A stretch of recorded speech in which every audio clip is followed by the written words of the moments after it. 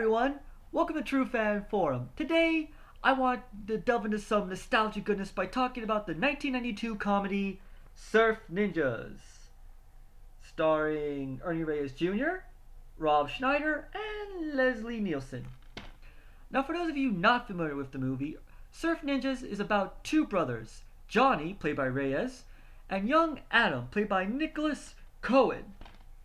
Now, they live in California and their lives seem to revolve around two things: surfing and coming up with excuses for why they didn't do their homework.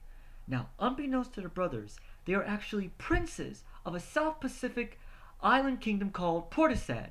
Now, when the brothers were very young, Adam was just an infant at the time, their country was taken over by the evil Colonel Chi, and their parents were killed. But the brothers were taken to safety and brought to America by an old friend of the family who became their adoptive father. Now, because they were so young, they really don't have memories of that time, so the brothers were pretty ignorant of their past. That is until Colonel Chi tracked them down and sent a bunch of assassins to kill them. Fortunately, the brothers are protected by the mysterious one-eyed martial arts master, Zach. Unfortunately, during one of the fights, their adoptive father was kidnapped and taken to Portishead. And so the brothers must begin an epic journey to not only free their adoptive father, but reclaim their homeland and overthrow Colonel Chi. Which is still not as scary as studying for the SATs.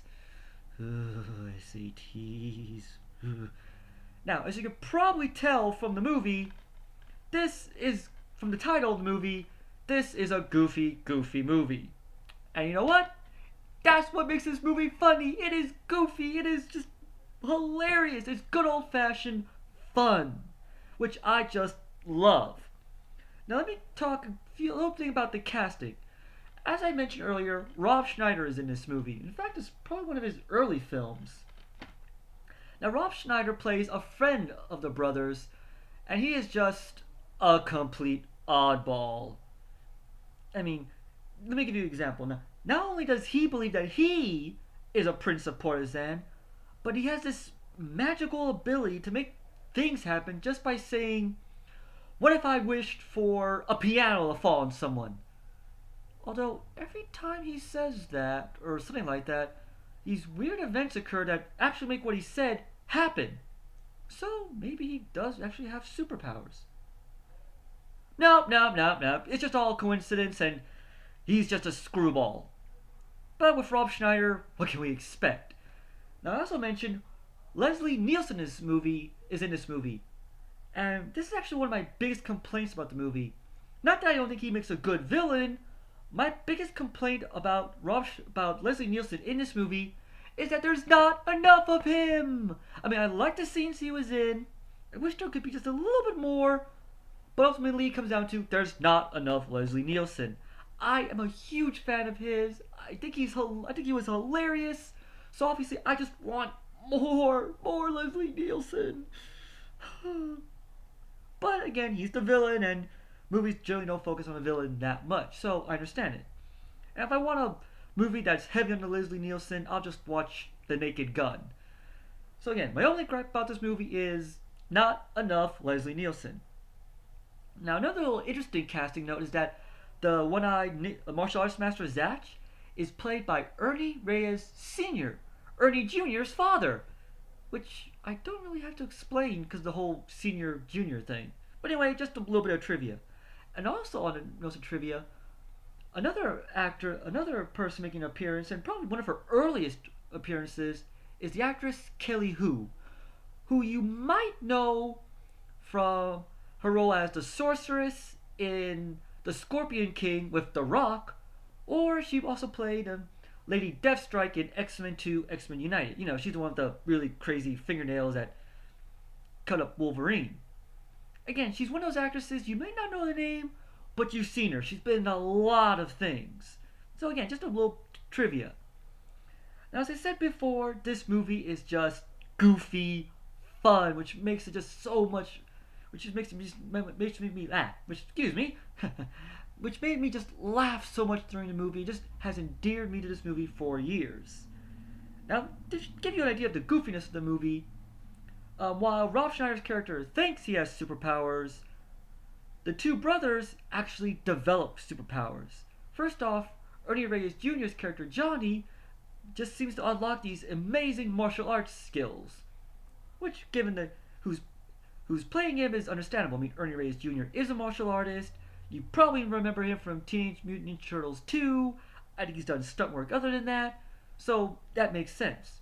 Now, the younger brother Adam is a seer who can see into the future with his Game Gear.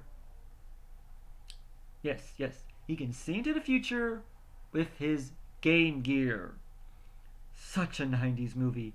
Oh, and for any of you young people who may be watching, if you don't know what a Game Gear is, Google it, or ask your parents. Maybe, hey, who knows, maybe they had one. I know I had one. In fact, I still have one.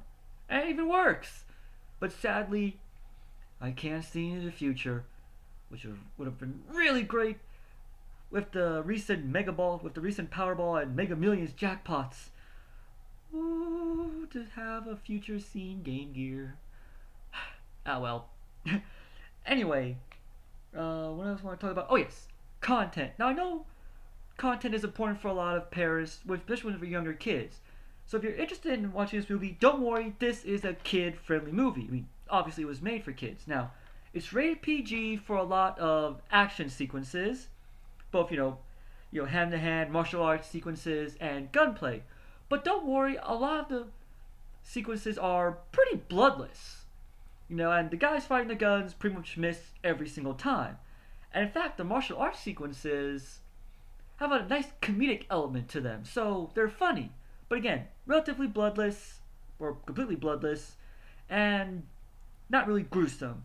Now, there's a couple of swear words, one or two risque jokes, but that's about it for perhaps somewhat negative content.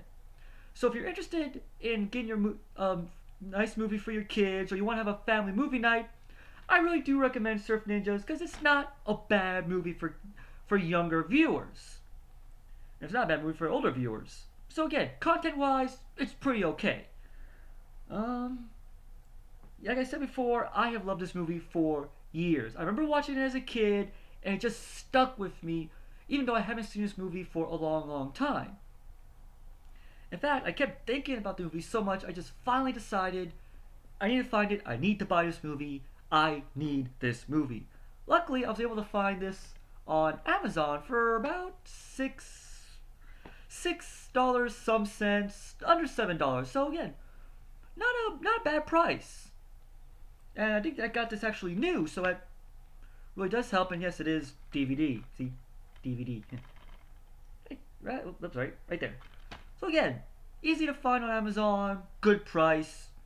So if you're interested, buy it. It'll make a great addition to your film library, especially if you've got younger kids and you kind of worry about what you want them to watch. So basically, sum it all up, I love Surf Ninjas. It is just goofy, wonderful fun, good for the whole family. I love the casting in it. It's got some just wonderful comedic elements to it. I just can't recommend this enough. Get Surf Ninjas. Well, that's it, folks. Thanks for watching, and I'll see you next time.